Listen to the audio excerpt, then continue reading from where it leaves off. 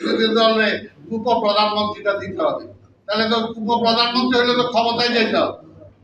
এগুলো বলে আজকে জনগণকে বিভ্রান্ত করে একটা দুর্বল সরকার তারা করতে চায়।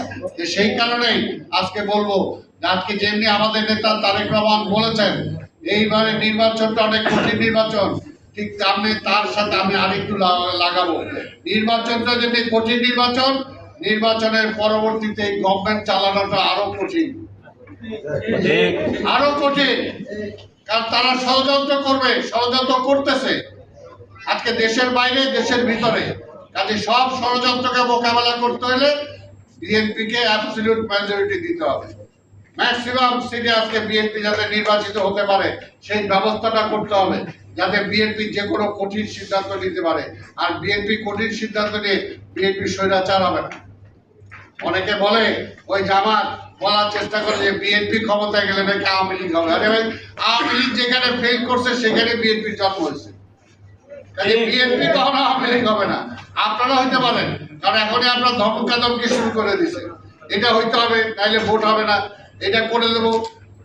আজকে সকালবেলা দেখতাম বলতেছে তারা ওইটা না, তাদের কথা অনুযায়ী ওসিডিসি সব চলতে হবে, তাদের কথা অনুযায়ী সব গ্রেপ্তার করতে হবে। আজকে আমি দেখলাম ফেসবুকে তাদের ক্যান্ডিডেট বলতেছে যে আমাদের ক্যান্ডিডেট, তাদের ক্ষমতায় যায় নাই, এমনই মনে হয় দেশটা তাদের হয়ে গেছে। আরে ভাই, ভুলে গেছে ভাই, স্বাধীনতা যুদ্ধের ইতিহাসের কথা মানুষ ভুলে নাই, এরপরে ইতিহাসটা ভুলে যায় নাই। কাজেই পরিষ্কার কথা, বিএনপি ইনশাআল্লাহ জনগণের ভোটে ক্ষমতায় যাবে। তবে এখন কথাটা হলো যে তারা চাচ্ছে যাতে কম সংখ্যক ভোট সিট নিয়ে ক্ষমতায় যায়, কিন্তু আমাদের বেশি সংখ্যক সিট নিয়ে ক্ষমতায় যেতে হবে। কোনো সিট যাতে আমরা না হারাই। আমার দুই পাশে 2 সিটের এখানে মনোনীত প্রার্থী আছে। আপনারা তো ওই এলাকারই মানুষ, কি আপনার এলাকার মানুষ না? আপনারা নিজেরা যাবেন, কে বললো না বললো সেটা দরকার নাই, নিজেরা ঘরে ঘরে যাবেন, নিজেদের আত্মীয় স্বজনকে বলবেন। এবং এই নির্বাচন যে কঠিন নির্বাচন সেটা বলতে হবে। এবং এই নির্বাচনে বিএনপি ছাড়া অন্য কেউ যদি ক্ষমতায় যায় তাহলে দেশের অবস্থা 12টা বাজবে।